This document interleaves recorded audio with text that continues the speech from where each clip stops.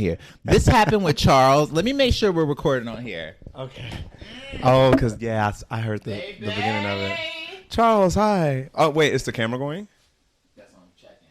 Okay, we good. Because, bitch, if I do this whole motherfucking thing and this audio ain't motherfucking here, I'm going to be pissed. Let me put my phone on silent. Okay. Yes, and if it rings, Charles's phone went off. And he answered. He answered, but I was like, you know what? It was a mutual friend. But I was like, I put my phone on silent. That's wow. He was like, yes, funny. someone called me that I love. And he started talking to them, and I was like, okay, all right. I guess you don't love me as much as this person. I felt a little Charles lost. does that. He did it to me one time. I was like, okay. Oh, wow. Yeah, all right. It's not just you. And I thought it was like a really good conversation. Like, I thought it was like we were both getting each other and everything. And then his phone went off, and I was like, oh, wait, you are in a different reality and all that. Why is that so funny? Yeah, that's him. Okay, so hi, everyone. Hello. Welcome to the Queen of the Ratchet podcast. I am Sebastian Reynolds today. With a little bit of Josiah the Infinite. And this lovely being, let me introduce you, and then you can just tell them a little bit about yourself. This is Kevin, and you give them your last name because you have two different personas right now. So Kevin Glen is the artist name, and Kevin Bowles is my just normal who I am all the time. Yeah. And Kevin is an actor, a singer, a dancer, a writer, just a powerful entity in this multiverse. I'm very humbled. Yes, and I'm humbled to be here with you. Oh, you're a divine being. You're amazing. So I want to talk about that for a second. It's like the idea of the fact that there is Kevin Glen and Kevin Bowles, right? Yeah. Why did you create Kevin Glen? You know what? No one's ever asked me that. Kevin Glen, I just thought sounded better because my middle name is Glen, so I am Kevin Glen. I think Kevin Glen is just a little more confident, and he's a little more outspoken, and he's not so passive versus my normal self, kind of like an alter ego, like Beyonce and Sasha Fierce. I'm Kevin. I'm like, hi, I'm Kevin, versus, hi, I'm Kevin Glen. Nice to meet you. And you make that eye contact versus, hi, I'm Kevin. And then you shy away. Which one do you think is so when you think about yin and yang, right? The dark and the light. Because I don't necessarily believe in that there is a evil or bad. Which do you think is the dark side of yourself and which do you think is the light? Or is there a difference? If that's probably a third person. It's probably a trio up in there because Kevin Glen is professional. Kevin is more to himself, and then we hadn't named the third one yet, I guess. He's the one that does all the stuff we were talking about prior to this podcast. Yes. We're not going to get into that. Another conversation for another That's day. For the Patreon. Or yeah, fans, exactly.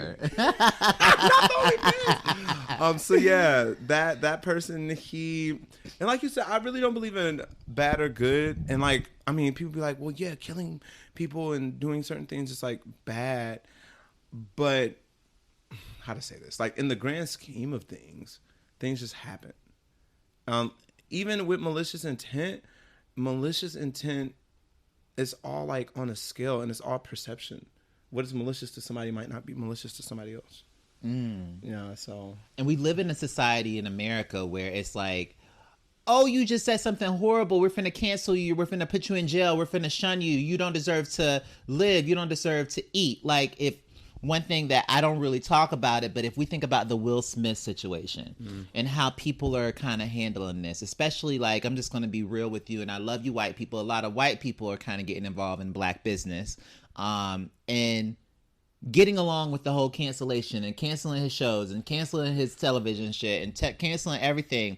And it's where is the line where we say, oh, well, Chris Rock got this fuck smacked out of him, bitch. Yeah. But can he really be canceled? He owns his own production company. So when you own your stuff, and that's black creators in general. Me and my best friend Aaron Harris, we were talking about that yesterday. it's not a lot of black roles, and it's not a lot of, because we want to be in the spotlight, but it's not enough of us behind the scenes. Like, not enough producers, not enough writers, not enough curators, not enough investors that actually put into black art. And I feel like if we did that, we wouldn't be canceled. Like the Tory Lanez situation and Megan Thee Stallion. Like, he owns everything. Like, he's not signed, so he can't be canceled because the money coming in regardless. Well, what I thought, like, for me, I used to be really into the Matrix, right? Mm-hmm. And very not what we call woke. And I would feed into, like, the drama of, like, mm-hmm. Oh, Tory Lanez said this, canceled. Oh, Ellen said that, canceled. Oh, Oprah's over here, canceled. What? They might be sacrificing kids? Cancel all of them. And I was like, okay, I need to get outside of this Matrix because mm-hmm. I'm living too deep into it. And I loved what you said was owning your own shit, creating your own shit, and not feeling the need to go sign a deal with Netflix or sign a deal with the music industry or go to Hollywood and then you are successful. So my question to you is, how do you define success for yourself? I'm glad you said that. Happiness. I just want to, okay, so freedom, you need money to be free in, like, this society. And honestly, I don't need to be super rich. I just want to have enough money and make the money by doing what I love. And that's success to me. So, like, if I could sustain my living, like a simple living with my music and my acting and other things that I enjoy, that's success to me. And I used to think it was like this whole grand scheme. Like, I have to be on, like, a #1 movie and tour the world. But as I get older, it's like, nah, you don't need all that. That's a lot, actually. And there's a lot that comes with that. So what I've noticed is, like, you get all that, or like even when I haven't worked in like a month, but I'm still good and I'm really happy. But because he's amazing. You're amazing. But when you have money, like, even because we're both from the service industry. Mm-hmm. And it can be very cutthroat in the service industry. And, like, you get money. Like, you can really bank in the service industry and pull tips. But a lot of times when I would leave these shifts, even though I've made, like, $1,000 that week or $800 that week, I feel so depleted. Tell me about it. And so the same thing is true, like, when I used to, like, tour and do a lot of acting and everything. The reason, like, I like creating content is because it makes me happy. There's, like, something, like, from my heart chakra where it's like, I feel fulfilled. And then when you get, like, a job, or, like, sometimes when you do these auditions, because Kevin and I both have agents, it's like, bitch, I don't want to fucking do this shit. I don't want to play chicken number 2.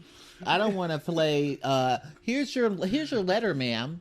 Like, I don't want to do this. I'm laughing because that just happened to me. I just had, like, these 2 auditions, and one was, like, just your standard co-star, and the other one was, like, a bigger audition. But they didn't fit me. And I'm like, why am I getting these thug roles when I'm your stereotypical, like, boy next door? It's just because I'm black. And thank you to the cast director who always gives me these auditions. At least I'm auditioning. But if it doesn't fit, it's like, am I going to really book this if this is not naturally me? Yes, I'm a good actor. But I think some roles fit certain people better. And it's just like, and that goes back to black people not really being in control of things. Because it's very one-dimensional with the type of roles that we get. So, like, thug roles, drug roles, killing each other, shoot it up, bang, bang, versus there's a whole dimorphic, am I saying the right word? There's a whole just spectrum of different types of black people. You got the nerds, the gamers, the awkward, like Issa Rae, awkward black girl, awkward black boy. And I'm going on a tangent. What am I saying? Oh, all of that is to say, I just got an audition and I didn't like it because I was like, this is not me. So and you know what? Kevin being real nice. I ain't gonna be that nice. Fuck that shit. I'm gonna say what it is. Stop sending us these goddamn auditions and get to know your fucking actors more. And especially your black actors. Just because we're black doesn't mean we want to fucking play thug number 1, thug number 2, or, hey girl. You know, there's a time and a place for that. Yeah. But I will say, I want to ask you a question. Mm-hmm. When do you just say, no, I'm not fucking doing this audition? When do you tell your agent, like, this don't fit me? And I think a lot of us as actors or dancers, we're like, oh, I got to take the job because I might lose the agent. When do we say, actually, bitch, this doesn't fit me. I don't want to do it. So, okay, I'm about to give you two stories. First story, I dropped my first agent because I just felt like it was time to go. And in that time, I created my album, and I didn't care. And all my friends was like, you're crazy, you're dropping an agent and you get all these auditions. I'm like, yeah, but they're not auditions for me, so I didn't care. And in that time, in between agents, I was able to make my album and like do my music. And then now I've declined multiple auditions just because I'm just like, I don't have the time. And I mean, I haven't gotten any like retaliation for it, but I definitely decline auditions. And I don't talk about it to a lot of people because I remember one time I was saying that and this lady got mad at me. You're declining auditions, but the difference is she wasn't really getting any. And so when you're in a place of like desperation, you're upset at other people that are at a different place than you, you know? So I was getting tons of auditions. I'm like, I'm just not doing it. I'm declining it. And I remember she got really upset. So I'm just like, I don't really talk about it, but I decline auditions all the time. You know, as powerful as I am, I'm gonna be real vulnerable with you. I made an attempt. I was like, well, why am I declining the audition? Because I feel like a lot of times I'm like, I'm declining because I'm making myself not do it because I don't think I'm gonna get it. And so on the other scheme of things, my other entity, which is, I would say, Josiah the Infinite, is... And just Josiah the Infinite is a combination of Joshua Gilliard and Sebastian Reynolds. It's like, do it anyway, bitch. Right. And that was basically my mindset. Now, if it's something where I have to, if I don't feel good from my sacral chakra, I'm like, okay, there's something I just don't feel like doing this. Right. Like you said, I will fucking decline it. Especially if it's like, there is a, how do I say this without bringing up names? There's a certain type of audition that always comes from a certain casting director, and it's usually very stereotypically black. I know and I'm exactly like, who you're you know talking what I'm about. talking I about? do. And I'm like, at first I was like, bitch, I'm not finna fucking do this. And then I was like, you know what? I'm gonna fucking do these auditions. And sometimes I'm like, I'm gonna play this fucking gay, even though I'm like, even bitch, though you know it's not. yeah, Exactly. I'm like, and then I look at my casting. I'm looking at my agent like, bitch, you know goddamn well I don't fit this. that I don't fucking fit this. But you got to send in how many black people to this goddamn audition? That's literally how it be. And then I'm also like, okay, casting director, I know that you like doing these stereotypical things, but you don't want to do some like Final Fantasy shit or like some Harry Potter shit. Why we always doing this type of shit? Yeah, and so when I'm doing auditions now, I used to give like an audition on the nose what I think they want, but now I don't do that anymore. And I still struggle with that, but I try to give them who I am and what I would be in that situation. I mean, you know, there are different methods of acting, but I try and give them just me. Like, and if they can't accept that that's me, then I'm not going to book it, obviously. But I try not to fall under those lines. I give strong choices and I commit, but they might not be the choices that are in the acting breakdown. And so let's go deeper into it because we do probably have a lot of people that are actors that are interested in getting to the industry. Do you feel that you need to have an agent to quote unquote make it in this dimension that we're living in right now? No, I have friends that book more than me and they don't even have agents. And I'm like, what? I mean, I'd be like, what's for you is for you. Because honestly, I'd be shook. I'd be like, how are you booking this stuff? Like, they just self-submit and they book it. It's as simple as that. Do you believe in magic? I do. Okay. I have the book, The Magic. It changed my life. What is the magic?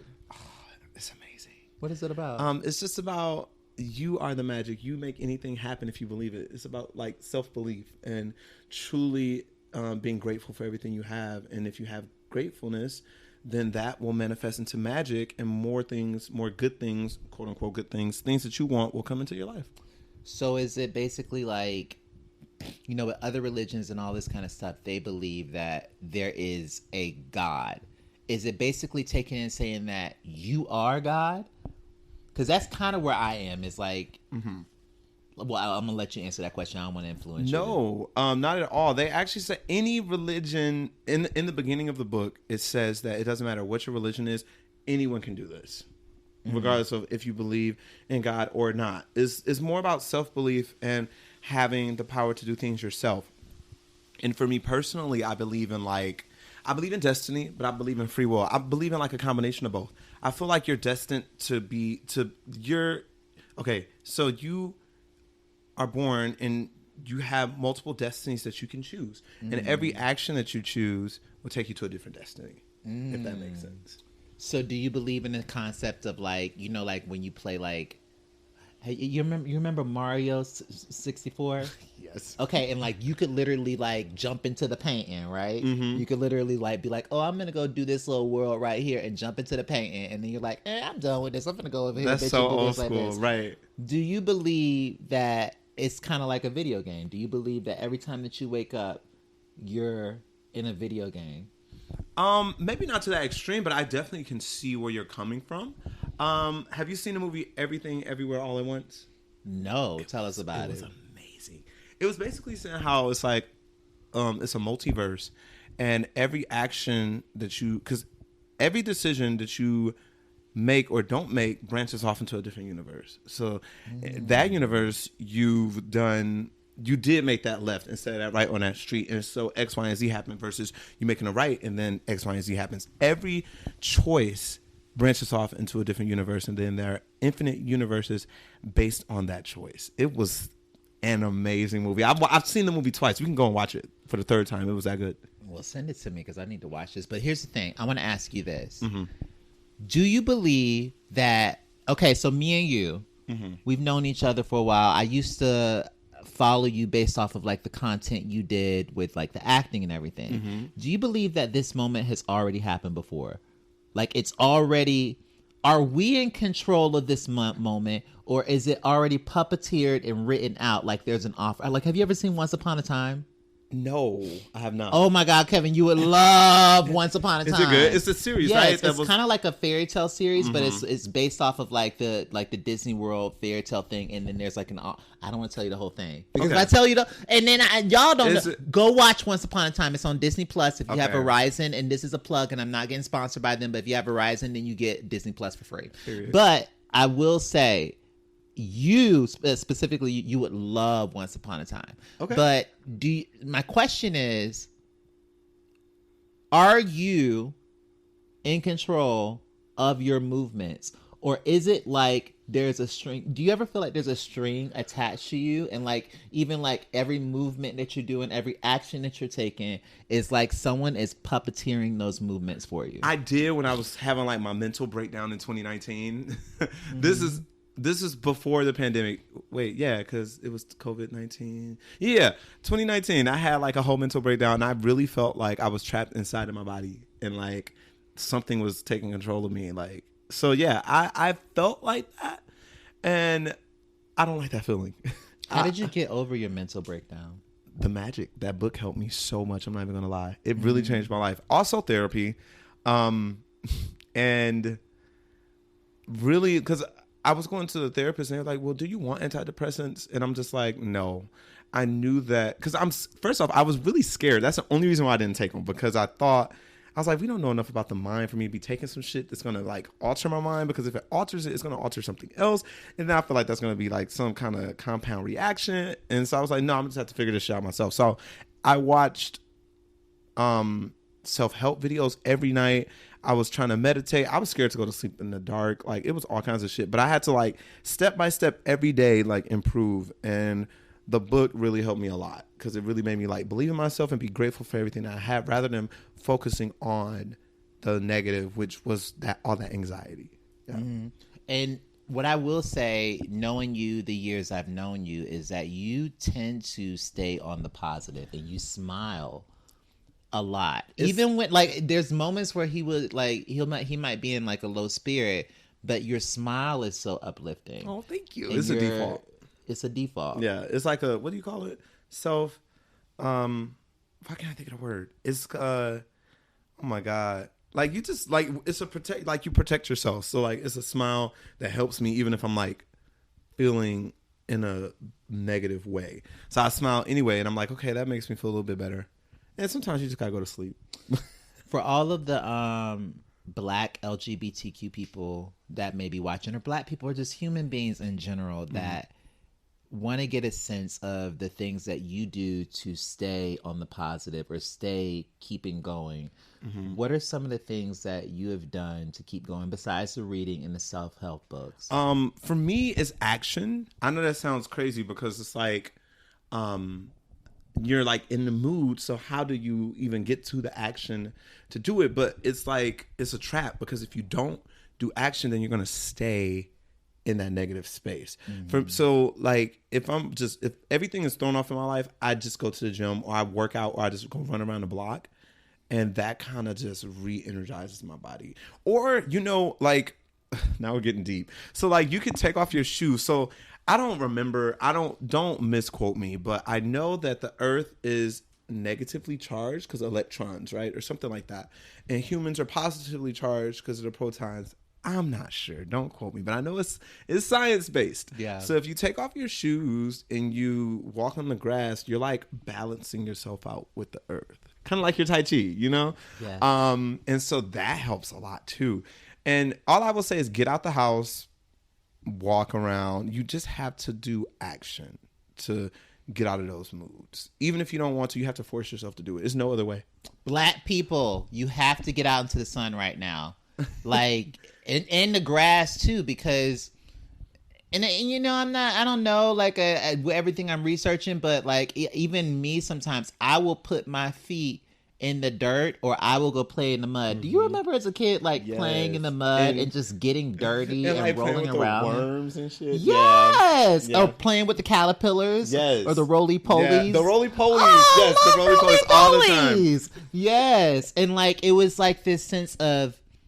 I felt like it was a sense of, like, time didn't exist. It doesn't. It did, and I was like, "Oh my goodness! Like, it's time to go already. Where did time go?" It'd be like 3 hours of us just like playing and breathing hard. Or your parents are like yelling down the block, "Get your!" Can I curse? Yes, I've been cursing out. Didn't I curse earlier? I don't know. I was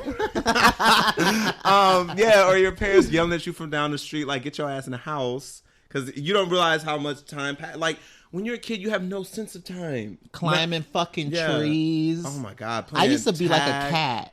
Did like you? I used to want to be a cat, so like, I think it's because of the Power Rangers, because I used to love the Yellow Ranger. So every time I would like climb a fucking tree and try to get as far as I can, and I was like, why did I stop climbing trees? I love this shit. Society. And I got up one when I went up to Stone Mountain. I was like, oh, I really still like this. Did you? You should go to Sweetwater Creek. It's on the south side, but it's like such a nice trail, and like you have to climb on the rocks to like get through the trails. It's amazing, and it's like frogs and snakes and shit. But it's really cool, and it brings you back to being a child. Do you believe that there is a sense of loss of going outside? Yes. In our society. Yes, absolutely. 100%. So as we were talking about before, I hadn't been on social media in 2 months. I also took a month break in November of last year randomly. But since I hadn't been, and like, so let's say you're out at a function and then you're just, because you don't have social media, so you're not in your phone. So you're just looking around. Everyone's like this. Yes. And then they look up and then they look back down and then they're like back in their phone, and you're like, man, we're just not connected anymore. Like, growing up, because I feel like we're the generation that experienced not having the technology and then having it, kind of growing up with it, but not really. Because I didn't get my first cell phone until I was in like 9th grade. So do you feel like, so you don't have an Oculus then? What's that? Okay, you're detached. Okay, so an Oculus is, you ever watch WALL-E? The Disney show WALL-E? No. Okay, so there's a episode, there's a scene in it, because this is the thing about television, it tells you everything. There's a scene of it where these people are basically like, they have these goggles over their face, and it's a virtual reality world. But all of them are overweight, and they're just sitting back and leaning back. I've seen clips of that. Yeah. So there's an Oculus out right now that people can put over their face, and it basically takes you into a virtual reality world. You can go clubbing in it, you can box, you can work out. You don't. It's like Sims, but actual virtual reality. Yes, and basically, like, you can live in the Oculus. There's this guy on TikTok that literally lives in the Oculus. He wakes up, he eats, but he's in the Oculus. He showers in the Oculus. It's kind of weird. Is that possible? Because it's like on your head. Well, yes, but he doesn't put the water on his face. But it's because the thing about this earth that we live in, depending on how you look at it, because some of us are already in 5D. Some of y'all are in 6D. I don't know where I am because it's been blowing outside. Things have just been happening. I might be in 5D. I might be in my own ratchet universe. But what I will say, in 3D, there is this sense of pain that always exists.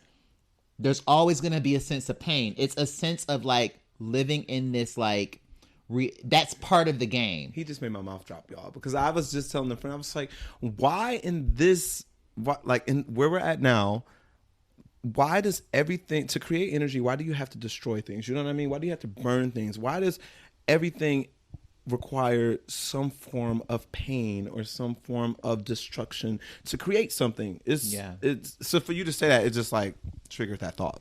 But the thing is like when we think of, yes, and I'm trying not to say but when I do things, and this is from King Shia, who taught me like not to say but it's the thing is, it's like pain isn't a bad thing. It's not a good thing. It's not a bad thing. It's just there. It's the same thing like when you feel really good. Good isn't really a good or bad thing. That's something that we've created. It's just a feeling that we have. Because we just said things just happen. Yeah. It just happens. And we choose to put emotion behind it. Yes.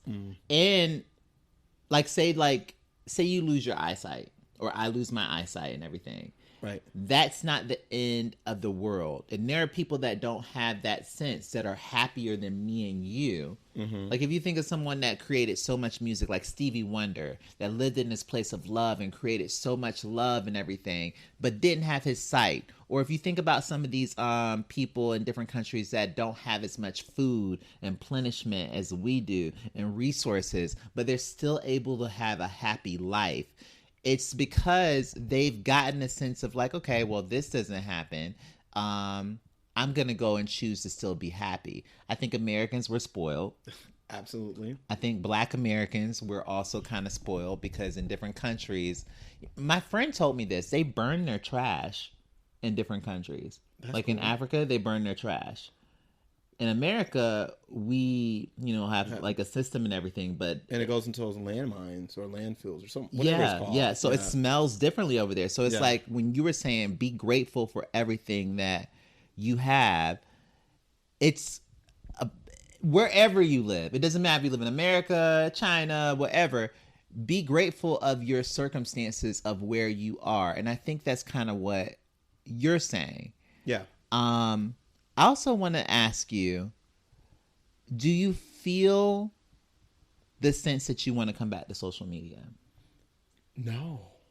The other day I was out and I was with my friend and she was posting. I'm like, tag me, although I'm not on social media right now. So you can tag me, you can find me because I ain't deleted or nothing. But I've been enjoying my time off, very much so. It's been cool connecting with nature, just standing outside and looking at the trees and looking at the sky. And like people watching, it does something to you, really. You feel good. I've walked the Beltline 5 times. I've been hiking. I've been more productive. I've been more to me, if that makes sense. Do you have to check your email, or do you have to do like? I do check my email. So like, I check my email. I'm on YouTube. Like, I don't make YouTube videos, but I watch a lot of YouTube videos. But that doesn't take up my time. So it's not like I come home and I scroll for an hour and I'm like, damn, it's time for bed.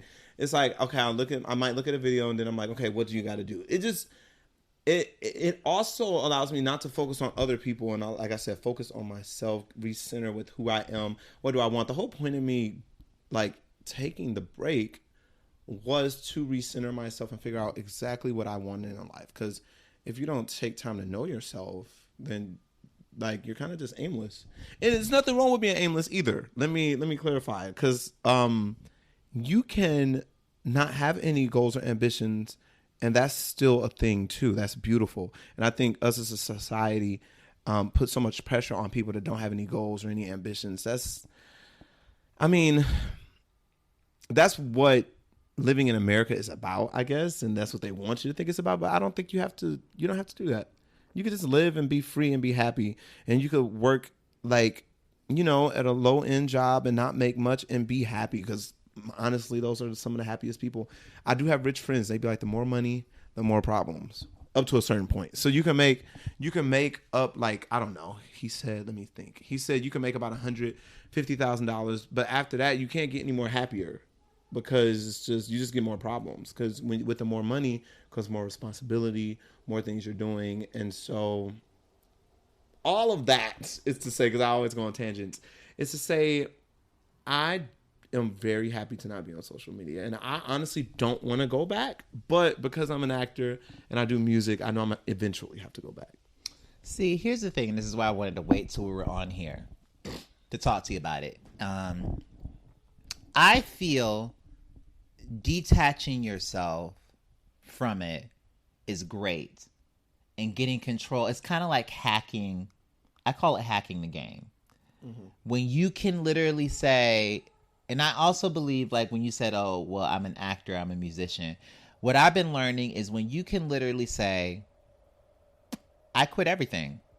I quit acting. I quit this job. I quit this. And it's this idea of Buddha of just like sitting and being at peace with everything. It's kind of like the death of an ego. Yes. And so when you can do that and you can literally get the sense of who you think you are and releasing that, then you can really hack the game and just do what you want to do and know that it's just a fucking game. Because I used to live in this sense of like, oh, I got to be rich and famous, and then I can buy my parents a house, and then that's going to make them accept me, and that's going to make me find happiness, and everybody's going to love me. I used to live in that.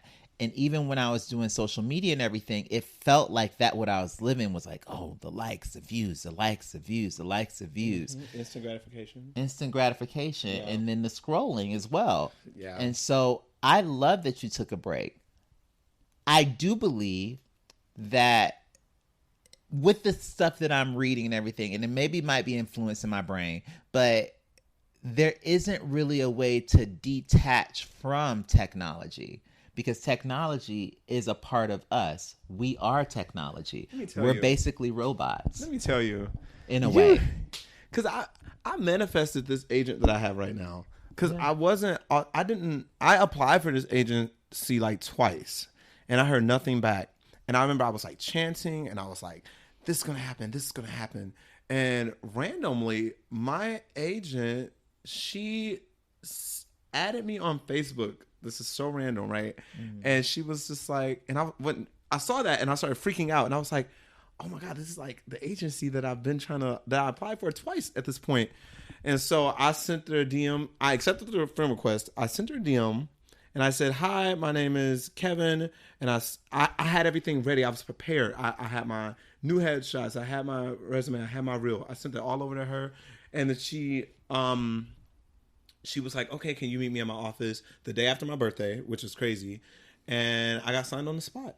I didn't even apply that time, which was crazy to me. And the only reason I brought this up was because it was integrated in technology. I manifested something through technology. Like, she sent me the friend request on Facebook, so I had to be online to do it. So like you said, it is everything. It's integrated. It is life. So you can't really detach yourself from it, but you can take a break and find balance with it. Yes. Yeah. Even when I think about like the auditions, like going back to the auditions and everything, the technology, and I think we like to assume that we are the only thing living, but the technology is living too. So like when you think about the auditions, right? And we both know people that have had amazing careers or had like success and everything. But I think it's because when you think about anything, if you want to become a doctor, if you want to become an actor, if you want to become a musician, it's the idea of not giving up. And if those opportunities present themselves through technology, you say yes and.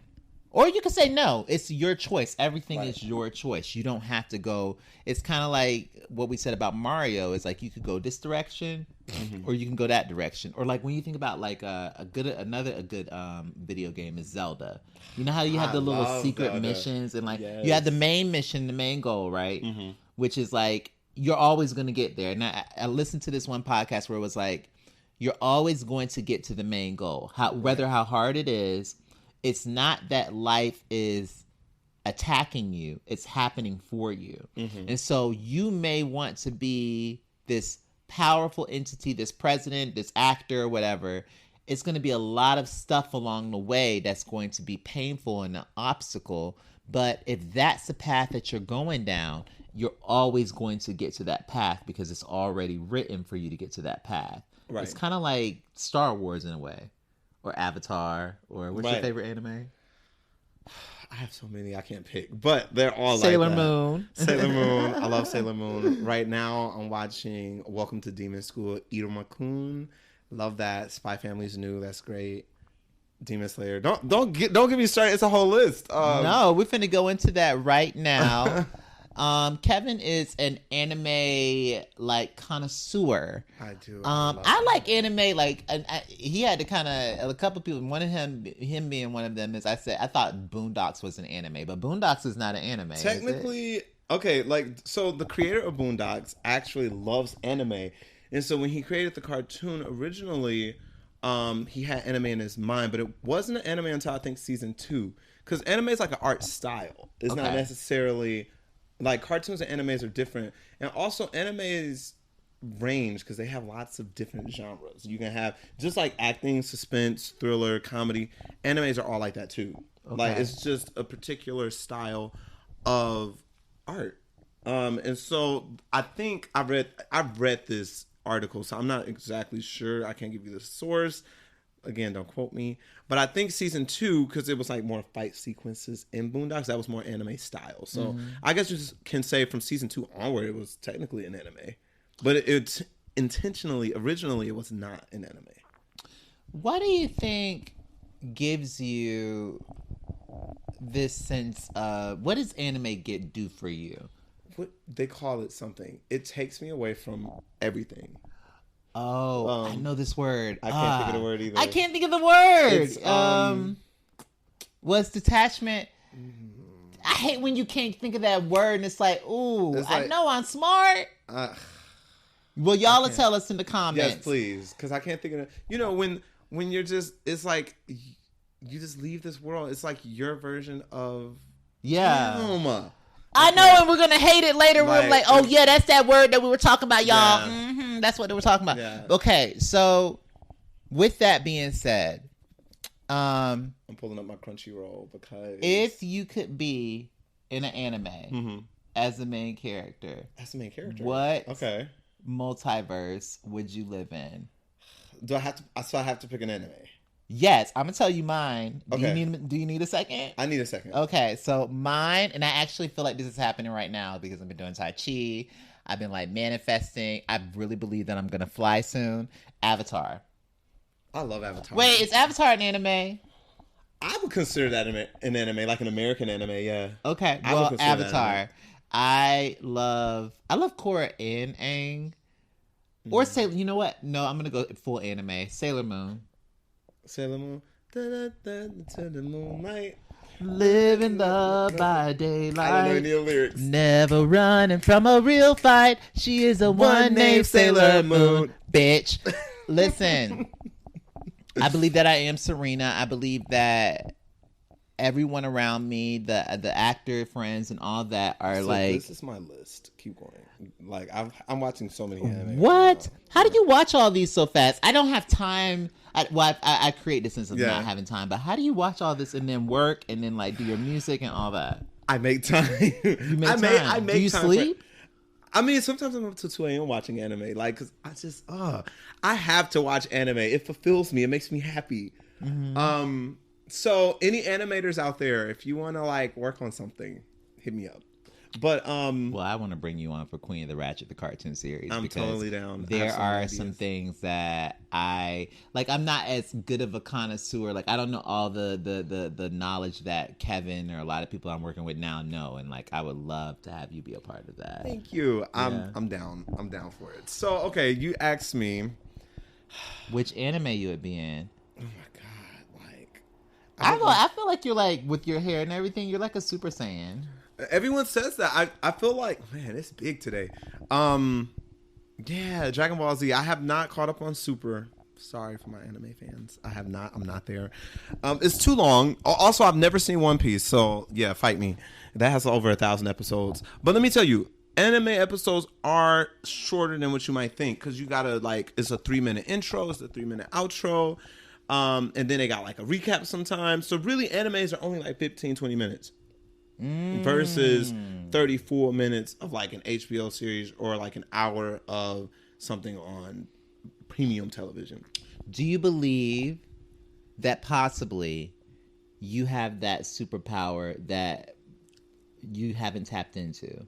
Like there's superpowers that you have, like when you say manifestation, because I believe that's a superpower, but there's other things like bending the weather or like storm or something. Or storm. Like, do you believe that there's a possibility in this reality, if you believe it enough, you can maneuver time and like jump and like see things and all that? And what is the version of like, because sometimes people will be like, oh, you're crazy. You don't know really do this. That's not fact. You can't see it. But it's like, how do you get away from the fact that not everything has to be fact in your face? Exactly. And someone's fact is the fact to them, and it does not have to be a fact to you. They can both exist at the same time. And a lot of people forget that. That's your truth. That ain't my truth. Just because we have different perceptions of reality. So yeah. Okay. I will say X-Men, if I had to be in the universe. That's Marvel. That's technically not an anime. But I fucking love it. I would be, what's his name? Nightcrawler. To teleport anywhere, listen. I mean, you could be like Jean Grey and be like a psychic or Scarlet Witch. But she didn't really know how to control her powers. Yeah, I would. If something more simplistic, I wish I could teleport anywhere I want. I would be Professor Xavier. I have a power trip. That's what it is. Listen. I'm like, oh, bitch, you don't want to do what I say? It's the for me. Or Wanda.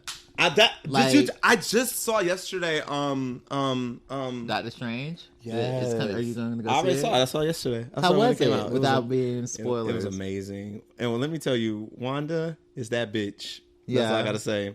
And I mean, but she can do anything. If she technically has the power of manifestation. If she thinks it and she puts her magic to it, it becomes reality. Is she more powerful than Professor X? Yes. Okay, then bitch, I want to be Wanda. You know, when I was growing up, when I played like Street Fighter, Mortal Kombat, and all that, I would always play the girl characters because I thought they were more powerful. Same. Like when I played Mortal Kombat, I was always Melina because I felt like she was misunderstood. I'm like, y'all don't like her because she's a fucking reptilian? Grow the fuck up. That's why she's eating y'all's up right now. I was Dead or Alive, and I can't remember. Oh, the bouncing titties. The titties, yeah. They always have the titties. I was always the one. I can't think of her name. I'm gonna Google it, but that game was so not supposed to be played. Let me see. DOA4. Kids. DOA4. Why were the titties bouncing? I never understood it, but I was like, ooh, I wish I had bouncing titties like these girls. We have to like pick out the character. This one with the orange hair. What was her name? I don't know. This is literally my favorite character. Kasumi. Oh, I used to love Kasumi. Yeah, Kasumi was my favorite character. I remember that. Yeah, and also Ryu Hayabusa. He was fire too, but yeah, Kasumi was that bitch. I just didn't understand the need for them to have bouncing titties. I feel but I believe that has to do with the fact that they're trying to control like pornography and all this kind of stuff. And it's called fan service. They're just fan servicing people. I mean, because that's the culture. Because they do that in a lot of anime too. It'd be a lot of fan service in anime. Yeah. Even when you think about like my favorite anime, Sailor Moon, like how they have the little short skirts and like it'd be angles where you could see the cleavage or the outline of the vagina, and I'm like, this is supposed to be really for kids. Disney, you do that shit too. You did it with the Little Mermaid and the underlying yeah, you know the penises are in like Lion King and all that. But we don't know that. But then it plays into our pineal gland. We be watching like penises and all this kind of shit, titties and all that. It's so natural though. Why do we wear clothes? I don't know. I had this thought. It's hot as fuck. So like, why are we even wearing clothes? Obviously, we're hairless animals, but like, why? Why to are we the our only shame? Like, if you go back into the Bible and everything, when they figured out that they were naked. I mean, I'm not a Bible person either. I'm not in any religion, but like when they figured out they were naked, they covered up and everything. I honestly feel like we're the only animals that wear clothes. Well, you know what? Since the government is passing everything, how about y'all pass the fact that we could just go outside and like... Did they pass that yet? The abortion thing? I don't think it's passed. I don't think it's passed, but they're trying... Like, it got overturned. Crazy. Yeah, that is crazy. That's crazy. And now they're trying to do it with same-sex marriage in a few months. I heard that too. I just read it. It randomly popped up on like the Apple thing. You know how they have Apple News or whatever when you come over here? Yeah. But here's the thing about marriage in general, and I'll go back to what we're talking about. That's a religious thing. I don't give a fuck about being married to anybody. Like, I could be in a relationship with somebody, and we know that we fucking together. We know that we fucking. They call it common law marriage. Yeah, I don't gotta fucking have a fucking piece of paper, bitch, to let us know that we're together. Now, I will say the benefit of being married to someone is all it gives you, like leaving your assets and all that legal kind of stuff. So legal shit. Yeah. But at the end of the day, if we just enjoying each other's company and we along for the ride and everything, God is gonna take care of you, or whatever you believe in is gonna take care of you long after I'm gone. Fuck them. If they want to let them take all that shit back, because at the end of the day, it's a distraction. I'm not feeding into. And low key, all y'all cheat. Right. Y'all be married and be cheating. So. Especially in Atlanta, baby. Especially in Atlanta. But I'm going to leave that. That's another conversation. That's why I'm single. Sex parties and all that.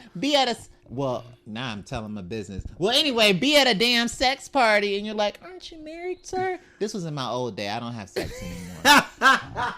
Give it to Jesus. Oh, shut up. I'm crying. Go here. Okay. But it's like, why...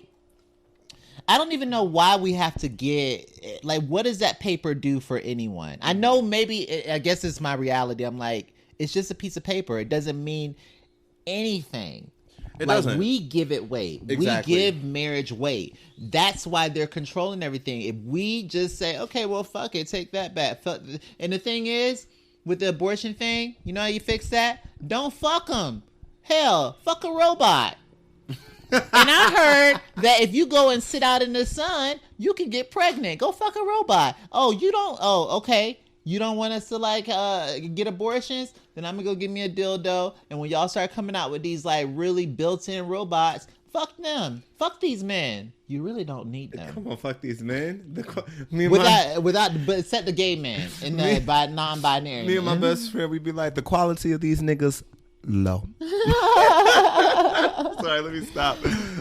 Masculinity and femininity. So it's like, why do you think that the masculine has always tried to, and this goes into what we're just talking about right now, why do you think that we live in a reality where the masculine is always trying to control the feminine? Even when in gay culture, it's like when you're a little bit effeminate, or you're a little bit more on the you know, like you don't follow the standard of being butch, right? Or what do they call it, trade? Then you're not seen as equal in that society. Why do you think that the masculine tries to overexert their power in a way? This is coming from a quote unquote butch queen, because people be like, oh, I didn't know you were gay, and until they hear me talk, and they're just like, oh, you gay. And I'm like, so I'm from Wisconsin. We don't have, let me not say Louis, let me not clump all my other Wisconsinites into this. I didn't grow up with those kind of like stereotype things.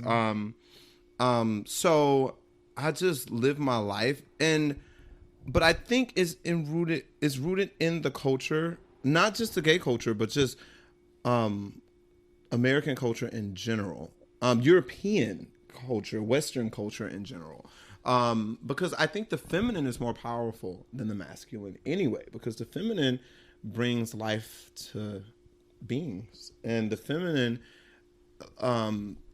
Okay, let's break it down into like science. So they say that men can't multitask and women can, but women have to because like they have a lot to do. They birth the children, they nurture the kids, and they also nowadays, still have high earning jobs, and they got to clean a house, and it's just a lot of shit.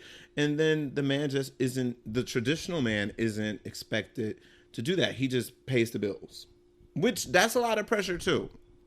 So y'all, that's a lot of pressure. And there's nothing wrong with that. Like my dad is a blue collar worker, and that aspect of, and it's the time period that they grew up in, because we don't really grow up in that time period. Like the gender roles are so Tell me about it. different. I don't believe in gender roles. I don't believe in it either. I be telling people that too. I mean, for me, relationships are like a partnership. Whoever is more suitable to do whatever needs to do it, or should do it, if you're a good partner, Yeah. And so I believe that that's just a way to control, going back to the original question, the masculine trying to control the feminine. That's just a way for them to be empowered. Because ultimately, I think that the masculine is not beneath, but is not, it can't do anything without the feminine. First off, we're all females until like something changes with the chromosomes, and then we become men anyway.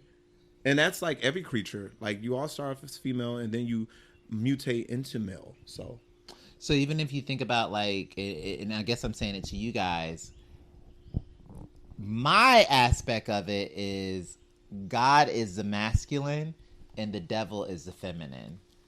And it's the idea, or if you think God is the masculine and the earth is the feminine, because you can't really control, and the feminine kind of just goes along with the flow. Like it's like, okay, we're gonna go this way, like nature. I'm about to Google it. Nature, Mother Nature. Ooh, Mother Nature. It's like feminine, but when God, it's like, I think people just define God really like, I think that sense of like religion and everything. Like I used to get really upset with like the way it was defined that it's a fearful God, or we're supposed to fear God. I'm like, why am I fearing somebody that fucking created me? Right. I don't want to fear this person. So I want to say what's up. So, but yeah. I want to get into the root of this. I'm going to screenshot both of these. So it says feminine energy is all about the nurturing traits it takes to connect to human beings in a meaningful and fulfilling way. It's compassionate, kind, empathetic, patient, and emotional. It's about embracing your intuition and creativity. Feminine energy is fluid and free. And then I just screenshot masculine energy. It says masculine energy is the side of your being that is responsible for taking action. This originates in the thinking process. In order to act, we need to decide. And in order to decide, we need confidence in our decision-making process and in our ability to follow through on our decision. So I think humans are stupid because we make this masculine and feminine thing like gender-based, but we all have masculine and feminine energy, and then they take over when we need it to do. So according to, the definition, masculine energy is when you're doing things, and feminine energy is when you have to take care of things. And it's like when you find that balance within yourself, then your universe is in the higher dimension state. Right. It's harmony. It's harmony. Okay, so where are we at time-wise? Oh my gosh! We've been talking for an hour! I love it! But this is always our conversations. We're always, conversation. I was going to say, we converse for so long every time. Yes. It'd be hours. So you have new music out. I do have new music out. I'm working on the EP. I am working on a new EP. 4 tracks. 1 song is finished. The other 2 are written. The last one, I will tell you the name of the song. It's called Syphilis in Florida. Oh. I'm writing a song called Syphilis in Florida right now. And I hope you guys... Syphilis. And let me tell you how this song came about. So... What? Yes, Syphilis in Florida.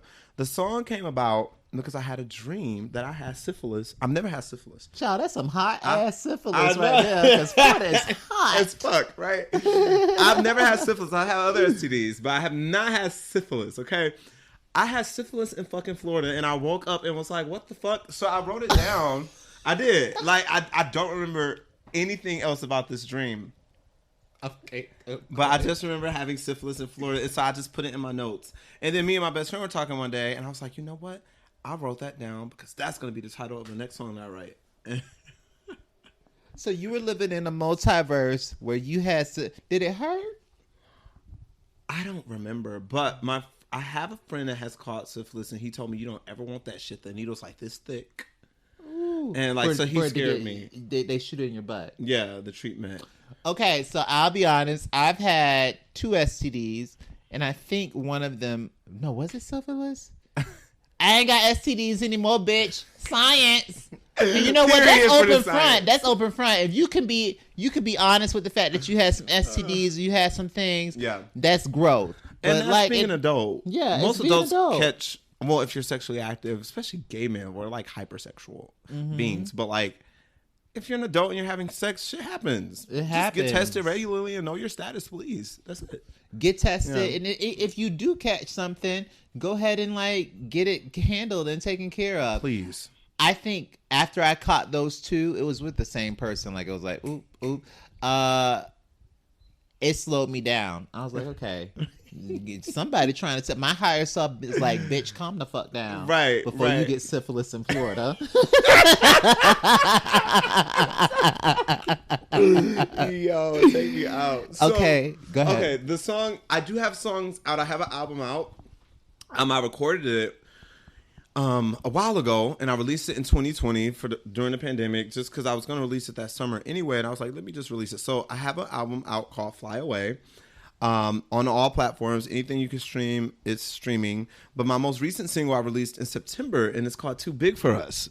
And that song is about my first love. And it's really about how 2 young gay black boys didn't realize that this world was too big for them. It was too big for their love. It's such a tragic, like, story. But yeah, like, that's what the song is about. And the cover art's really cute. Let me see if I can show you it. I'll just pull it up right here. And it's based off of your own experience. It's based off of my own experience. Do you believe that that's been your therapy to help you heal from certain situations? Oh, put it to the camera so they can see. Can y'all see this? Can they see it? Is it beautiful? I hope we're still recording. I think we are. I hope so too. Yeah, Too Big for Us. Yes. And so with that experience, did creating music and putting it out there, did you feel like a healing come over you, or was that with this particular song? With that particular song, I wrote this song, believe it or not, sitting in a villa in the Dominican Republic, and the producer, shout out to the producer, he lives in Colorado, and he sent me the beat, and I was like, I fell in love with it, but I wrote that song, and I cried. I think I cry with a lot of songs. I'm not even gonna lie, because they're so personal to me, and that song, people, when they saw it, it was like, bold choice. Like, I couldn't believe you wrote a song about that, and the cover art, that was so bold of you. And to me, in my thought process, I'm like, that wasn't bold. That was just being like vulnerable for me. I just want to, because being an artist is about being vulnerable and expressing your life experiences in art. To me, that's what being an artist is. It's about being authentic and giving yourself to the art form, whatever that may be. So I wanted this song to just, everyone's been in love. Everyone's had a first love. And every gay black boy out there has had their first love. And I'm sure it didn't go that well. And if it did, God bless you. Yeah, let me know how y'all did that. Write a book so we can all kind of know. Yeah, please. Please and thank you. Because it just didn't work out. And without giving the boys life away, he's straight to this day. So I don't know what that's about. And the thing is like, we put, like, when you say like we put labels on masculinity and femininity, we also put these labels on gay, straight, When non-binary, it's a this, spectrum. this, when it all is a spectrum. It Like, is. because I've been attracted to women, I've been attracted to men, and it's not necessarily sometimes when I'm attracted to women, it's like, I just want to be around this person. I love them. I just want to See, touch and cuddle and feel them. Or it might I be love the that. sense of like a friendship that I have with someone where I'm like, oh my God, I really love this person. I have closer bonds with women than men. I will say that because Same. I'm not attracted to women, so it's no ulterior motives. It's truly just getting to know them and their spirit and like who they are. Versus with other men, it's always a little something. I'm close to you, Yeah. and like Aaron, and like Charles, and like my close male friends. Like I feel super connected to them, on a platonic level. Versus most guys, it's just because we're men. Men just want to fuck. We're visual creatures. We just want to fuck, and we just want to have sex. And I think once you mature, you realize that you can't have sex with everybody. How do you think that people can get to this place of like being platonic and having that? Oh, that's a good question. Because, put in the comments, y'all. Give me some answers. And I'll put that there, like, and I'll put a poll up. Is how do you think that, especially in Atlanta, where there's very attractive men around, and especially in Black gay Atlanta, there's very attractive men around. How do you get a sense of like, okay, I'm just going to look at this person as being my friend. I'm not going to try to hit on them. I'm not going to have anything with them. And also accepting the fact if it does come up, you address it and then move forward. That happened to me and one of my friends, Josh. Shout out to you, Josh. I have two Josh friends, not twin, my other Josh. Like he's very attractive. I think he's attractive, but I'm not attracted to him. And vice versa. So it's just like, I don't know. I told him, I was like, I love you. Thank you for being like a male friend, a true male friend, a true gay male friend. Because I feel like gay men, personally, if you fuck your friends, are they your friends? I don't think so. Personally, my real friends, I have never had a sexual experience with. Like, and that's just that. But I mean, some people say that they had an experience and then it's like, oh, I'm not attracted to this person anymore. And now they're friends. But it doesn't work for me. Let's just say that. Yeah. And I think like I question always if it's something like that, because I've had situations where I'm like, oh, this is my friend. And then they'll try me in that sense. I'm like, oh, I think I just want to be friends. And then the whole relationship switches. Exactly. Or I've also had those instances where I've had sex with someone and then I'm like, actually, I think I just want to be friends with you. Mm-hmm. And it also switches. Right. So I wish we could get to a place where it's like, it's okay with the relationship switches. Right. It's okay that we can have these honest conversations about like, oh, I'm not really that attracted to you this way. Right. Or, like, it's okay to just be able to be honest and as opposed to not being. And why is it in our culture, like gay Black men, we only want to be friends with attractive people? Like, that's an issue too. And there's different forms of attractive. Like, you might not be physically attracted to someone because you might be attracted to them mentally. Like, and I think what you're saying is like, are you saying like it's so much on what they're wearing, how they look, the muscular body, all this kind of stuff, as opposed to like who they truly are? Yeah. Because there could be someone that's very muscular, very like got all the social media followers and have the best outfits on, but they have so much toxicity in their fucking bodies. Or they ain't got no character. Like for me, they're robots. They are robots. For me, they like some people are just bland. And let me tell you why. Because they've been pretty their whole life and they suffer. I say suffer from pretty privilege, so they didn't have a chance to develop their personality. And that's not with just gay people. That's with everybody. I know straight people, straight girls, straight boys. I'm like, damn, you don't like. They have nothing to offer as far as a connection. They're just self-centered, and it's just like, wow, because they didn't have that chance. And I'm glad that I grew up in Wisconsin. I was bullied when I was a kid, and I didn't really have a lot of friends, but that built my character, I feel. And so I'm grateful for those experiences. Because when I moved here, like, I just had no sense. I didn't even start dating until I was 18. I had no sense of like where I was at on the scale of 1 to 10. And I was just like, oh, okay. So I moved here and I was just like, oh, people do that. And I just have never been friends with people because of their looks. I've been friends with people because of their mind and their spirit and their energy. Yeah. Yeah.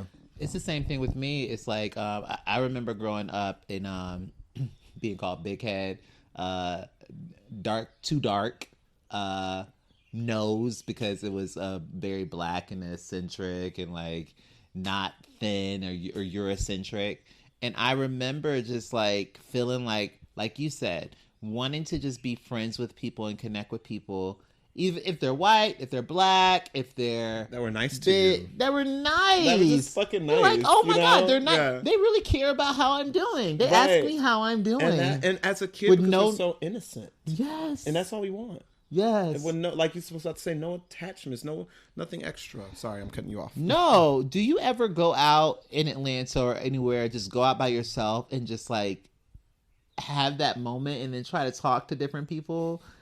Like, no, I have too much anxiety. I do it all the time. Like, I'll go out, like I might do it today. I'll go out dancing and I will dance with a random stranger. And I'm like, this is so fucking fun. I might not never see this person again. Or sometimes I'll go out in character. Like, I'll go out and, like, be, like, a superhero. Or I'm like, I'm going to be, like, really super nerdy. Like, that's an actor in me. I'm going to play this character and, like, create this persona. And then have these conversations as a character. I do my British accent. Like, sometimes you do your British accent. I do. Like, sometimes I go out and I'm like, hello, how are you? Like, I'll go to the grocery store and I'll have this accent. And I'll be like, do you know what the cherries are? I need some cherries. And, oh, my God, they're that expensive here in the States. Oh my God. That's very, it's a very posh accent. It's not like Cockney or anything. It's very posh. I guess I love Posh Spice. Me too. She's awesome. I think she was my favorite. Actually, Scary Spice was my favorite. Because she's the only black one. You need a little seasoning in there.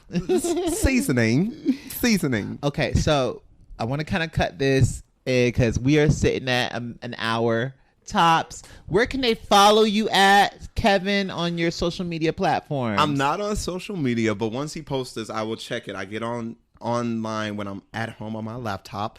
You can find me on Instagram and TikTok, Kevin Glen, all one word, KEVIN GLEN, and the number 1. Great. Yeah. Thank you so much for coming on. It's so good to see you always. And we will have Kevin back. Kevin is actually going to be a part. Hold on 1 second. Kevin is actually, no, you're good. It's going to be a part of a scripted series that I'm working on. And then we also talked about another series that we're going to be doing. So he will be definitely back. Thank you for fixing me. Oh my God. Oh, there you go. It's okay. I can hear you. You're fine. Make sure that you're following everything that is Queen of the Ratchet. And I will see you next time in my Ratchet universe. Bye.